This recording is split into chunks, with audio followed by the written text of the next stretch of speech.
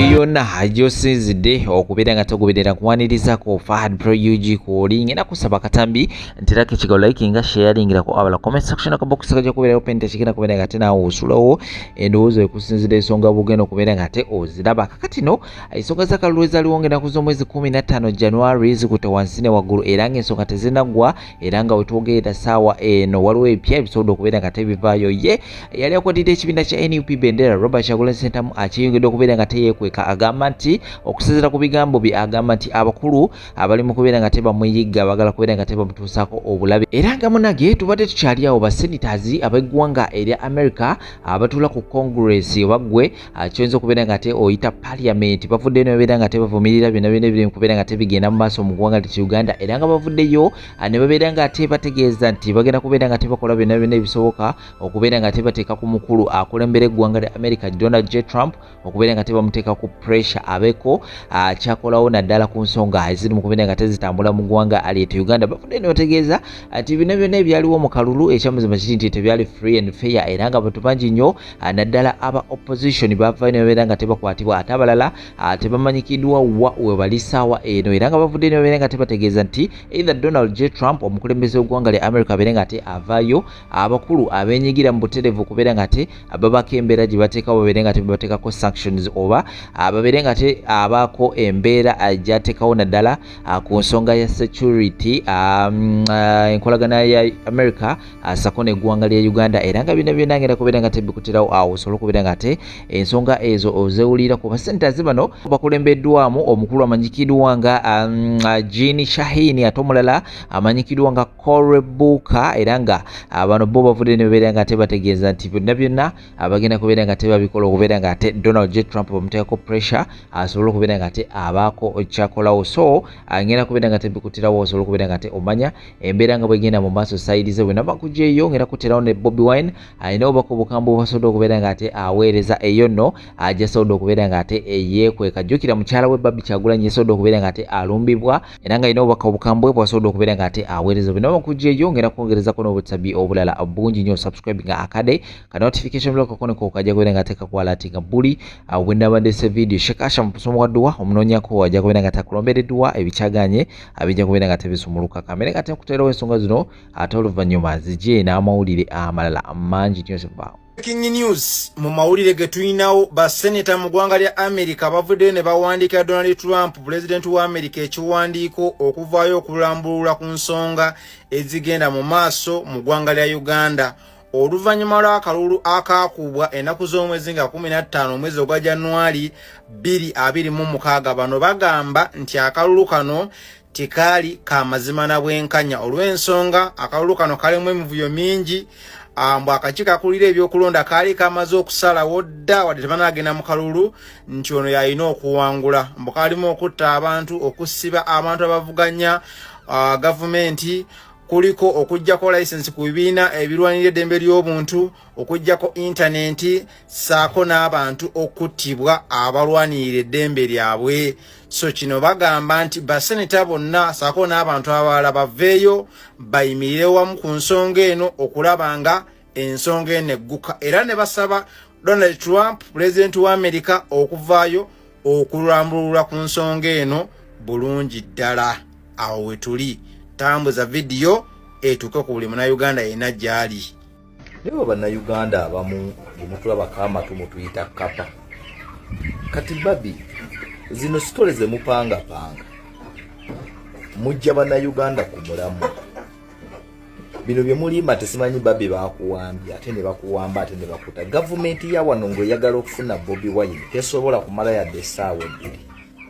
Nze ndi mugumu nti Bobi Wine waali ebbunga gavumenti omanyiiwo wane ebbunga waali gavumenti emanyiiwo n'olwokuba nti Bannayuganda bali mu kubanja ng'abavubuka ba NUP kati NUP ewunzika muzannyo Bobi Wine awunzika bantu muzannyo kati Babi bakuwambeko ki era bakwetaaza ki oyatakunga nti Lugongo yatayogera na Bobi Wine Nyanzi tayogera na Bobi Wine Muwanga Kivumbi goba kutayogera na Bobi Wine olaba Muwanga Kivumbi yatuuka n'okutta abantu abali musanvu abafiira mu makaage bamukutte naye ate Bobi Wine talina muntu gwe yali assa ate nga yabanja. Bino byonna mubikola kuwugulaza abantu bu protestive vote. Kendo okalonde omala okakuume bakabba okabanja. Abantu babagamba tuzaako ki? Bongo yawoza bo bazaako ki? Bannayuganda bo babagamba beetaaga nkyukakyuka ne mubasuubiza okukyuka. Kati bino byebukola diversion mujja abantu ku mulamwa munonye mukawunzikira mudduke mugende e Bungereza mutuule mukalire mwebake. Gavumenti ya Uganda bw'obanga okwata essimu ng'okubira omuntu tosobola kugibula. Ne bw'oba wano mu Uganda ne bw'oba ofulumye mu Uganda n'ogenda Nairobi emanya nti gundi yafulumye toyina w'osobola kugenda. Olaba bakwata Dr. Kizza Besigye omukugu mu by'ekikesi kano ebbanga lyonna ne bamunoonya mu kaluka ali mu vayo n'agamba nti agenze kweraza weerayiza ne bamukwatirawo ne babalumba e Kenya n'obedula ne babakwata ne babaleeta wano. Bobi Wine toyina magezi naaka gabula ku basajja bano. Ekisooka tufugwa basajja batujju tufugwa bayeekera ate batendese n'abaana babwe batujju bayeekera. Gwe Bobi Wine muleme kuwugulaza bannayuganda.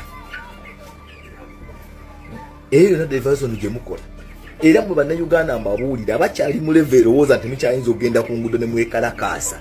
Bano abasajja babasika eriyo. Bobi Wine ne gavumenti emanyi bweri. Era yemulina, era yemukuuma, ate tannakwatibwa, banyumya bulungi bali bati. Bobi Wine wane bunga wali n'emmotoka zavudde wa Jerusalem na munkekera ne zigenda ne ba meetinga. Bobi Wine tosobola kubula gavumenti. Omusajja simanyi n'akwata n'asika awo nanga tuli mu Lunyankole. Kuki? Gavumenti eremu kwatakatana. Owaya yali akola mu internal affair. Emuteeke ku ndinga twala wali Bobi Wine. Gavumenti eremu kwata Lubongoya. Owaya yali owa SFC. Eremu kwata Joel Sinyo Ebisekezi. Nga kitaawe minister, kitaawe omuto minister mu gavumenti eno. Nga gavumenti esoro gamba taata wa Bisekezi omuto minister mu gavumenti eno gwe sijja kwogera. Ne mugamba akubira mutano w'essimu. Akubire Bobi Wine tumanye wali. Gavumenti eno gye manyi edde ku Babi Yitungo. Yali genzo genda ku level eyo nga bono bonna banya yekambuzeemu nomulowooza lwaki bano bonna abalala bakwatibwa. Lwaki Lubongo yayita kwatibwa? Lwaki Senyonyi takwatibwa? Lwaki Katana takwatibwa? Gavumenti mulowooza nsiru nnyo. Gavumenti okugwa temala gaseerera. Gavumenti eza kuba nsiru kulumba Babi Makaage nereka Katana nereka. Tosobola kuŋŋamba nti gavumenti temanyi wali Bobi Wine. Ali mu kukola andolingiza Bobi Wine yenna azituddemu ye Jerusalem sale. Era nkakasa Bobi Wine okuva mu ggwanga wanaava ebbunga watajasibira na munkekeera. Ayokere agende ebwe bazanye documentalize. Muli kugulaza bannayuganda. Oba Museveni yabasinza kulya kabasinze. N'ekiri eno ku gavumenti eyo abaana b'abantu ebayola ku ground ebatwala. Gavumenti mutukwatire Lubongoya, mukwate Katana, mukwate Senyonyi, mubakwate, mukwate bannamboze. Namboze ayimirire ensi eraba. Nagamba abasirikale tebalina mundu, kuliko omwe alina amasasi, abasigadde tebalina mundu, mubalumbe. Namboze nga mumulese bwe. Muyola abaana abawagira batamanyi, simanyi bayuza obululu, simanyi bakola ki, musibye abaana b'abantu ebyobwerere. Gwe Babi totuwugulaza. Simanyi naaseka nenkuba omumwa ku Paul gwe wakosike mu familia mwebanyikiddwa emimwa giba minene forever. Emimwa gyammwe minene okitegeera kyovula ozaala abaana ne babeeranga Nubianiri abasinga baluza Solomon Kampala Nubianiri yamuzaala. Mulekeraawo okumulimbalimba ensi. Nze ekisinga okunnuma saali badde nga njogana bino naye ekinnuma gavumenti ate kudda ku bavubuka ate netandika okubayola nga n'akalulu kaggwa biri byaggwa ate muli ku bavubuka mubayola. Mukwate Lubongoya, mukwate Katana, mukwate Senyonyi, mubakwate muve ku bavubuka mulekeraawo okugulaza ensi. Tumanyi Bobi Wine wali tayina magezi. Bobi Wine gekweka Museveni n'olunaku n'olu yadde second yadde akatikitiki wano mu Uganda ng'okozesa simu.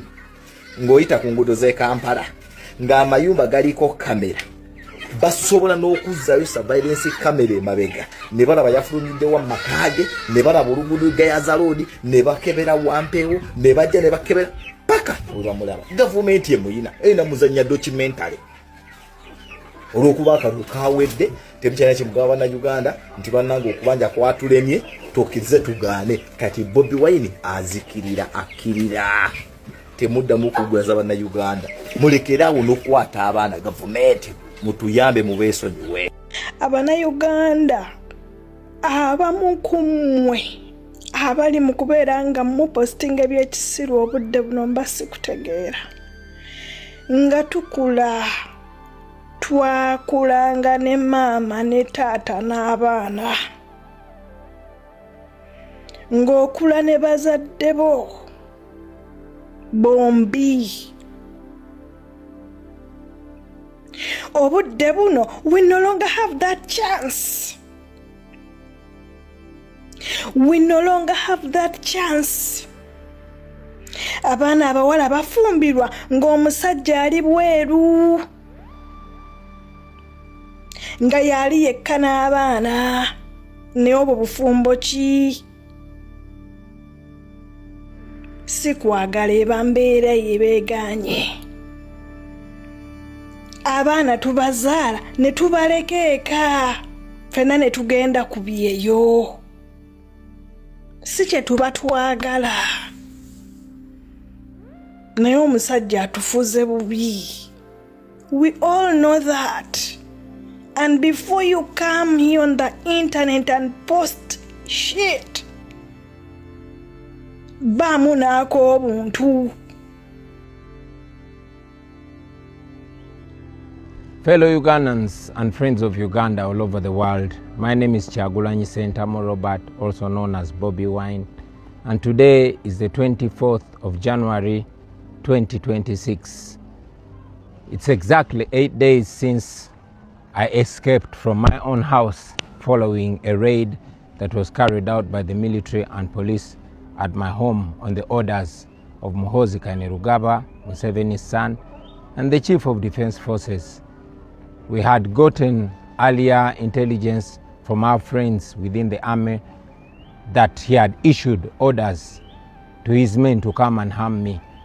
So when we saw them jumping over our fence on the night of 16th January, I somehow escaped from my home and left. That night they didn't enter into our house. They stopped in the compound. 3 days ago, they once again jumped into our fence, hurled profanities to my wife, and threatened to break into my house. That was the second time.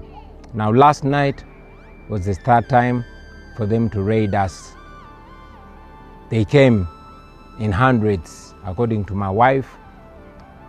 They broke every door in our house, including those that were not locked. They took away all our documents, from academic documents, land title deeds, and all important documents. They took every gadget, phones, chargers. They took our internet system. They even took all the laptops, including children's school laptops.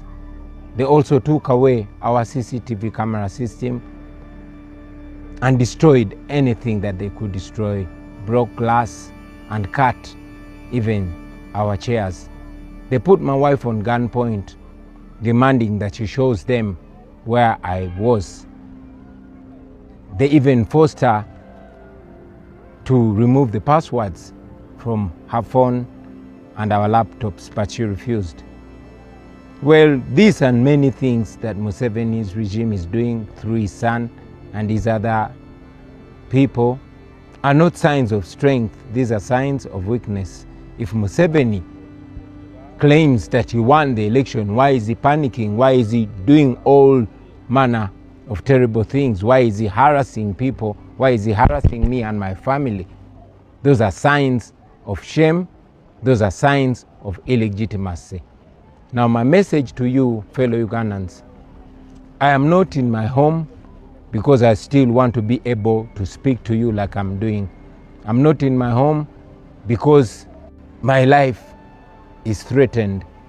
I take this opportunity, first of all, to thank the international community for the voices that they've raised, but to also encourage them to keep an eye on Uganda, especially at this critical time. To you fellow Ugandans, this is our country. All this is being done to intimidate us. They've abducted 2 of my deputy presidents, Lina Zedriga and Jole Tukamshaba. We don't know where they are. They've arrested Mwanga Chivumi, my deputy president in charge of Buganda region, and many other comrades to sow fear in us.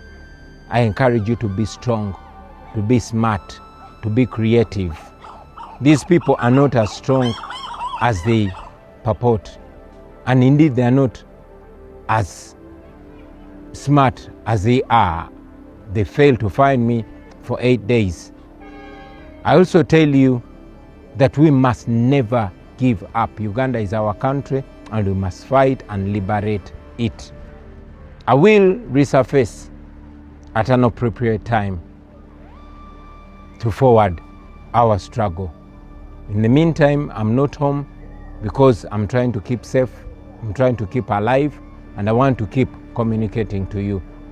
We shall overcome, we shall be free. People power, our power. Fellow Ugandans and friends of Uganda all over the world, my name is Kyagulanyi Ssentamu Robert, also known as Bobi Wine, and today is the 24th of January 2026. It's exactly 8 days since I escaped from my own house following a raid that was carried out by the military and police at my home on the orders of Muhoozi Kainerugaba, Museveni's son, and the Chief of Defense Forces. We had gotten earlier intelligence from our friends within the army that he had issued orders to his men to come and harm me. So when we saw them jumping over our fence on the night of 16th January, I somehow escaped from my home and left. That night they didn't enter into our house. They stopped in the compound. 3 days ago, they once again jumped into our fence, hurled profanities to my wife, and threatened to break into my house. That was the second time. Now last night was the third time for them to raid us. They came in hundreds, according to my wife. They broke every door in our house, including those that were not locked. They took away all our documents, from academic documents, land title deeds, and all important documents. They took every gadget, phones, chargers. They took our internet system. They even took all the laptops, including children's school laptops. They also took away our CCTV camera system and destroyed anything that they could destroy, broke glass and cut even our chairs. They put my wife on gunpoint, demanding that she shows them where I was. They even forced her to remove the passwords from her phone and our laptops, but she refused. Well, these and many things that Museveni's regime is doing through his son and his other people are not signs of strength. These are signs of weakness. If Museveni claims that he won the election, why is he panicking? Why is he doing all manner of terrible things? Why is he harassing people? Why is he harassing me and my family? Those are signs of shame. Those are signs of illegitimacy. Now, my message to you, fellow Ugandans, I am not in my home because I still want to be able to speak to you like I'm doing. I'm not in my home because my life is threatened. I take this opportunity, first of all, to thank the international community for the voices that they've raised, but to also encourage them to keep an eye on Uganda, especially at this critical time. To you fellow Ugandans, this is our country. All this is being done to intimidate us. They've abducted two of my abalungi abatuuliriza era abatulaba olunaku olwaleero tuchaddeko ewa Sheikh Ashraf Dembe. Sebo sanyusa okubalaba amannya agange nze Sheikh Ashraf Dembe akola ku bizibu by'enjawulo omuntu singa aba alina ebirwadde musomereddwa tumwa amazzi ga lukuya nga bw'obadde ogalaba tugenda abantu ku kyoto ne twokya emizimu emibi egibabaamu n'okulomba edduwa abantu singa abeera ng'ali wano atuuse sobola okumulombera edduwa ne waba atatuuse nga mpadde amannya ge naye ng'ali wala neetaase enamba yange yeeno eri 0707763711 nammwe bannyinaffe abali ebweru oyagala okuba nti oyagala okulombera ku dduwa ng'olina ebizibu viza zibuze amaka gakolongotana sente zikola zimpita mu ngalo ojja kumpeereza ekifaananyi kyo n'amannya go ebyo byokka bijja kummala nja kukulombera edduwa ojja kutereera olunaku olusembayo mu mwezi mba n'edduwa eyawamu ffenna n'abalwadde bange abakadde n'abapya. Assalamu alaikum warahmatullahi wabarakatuh.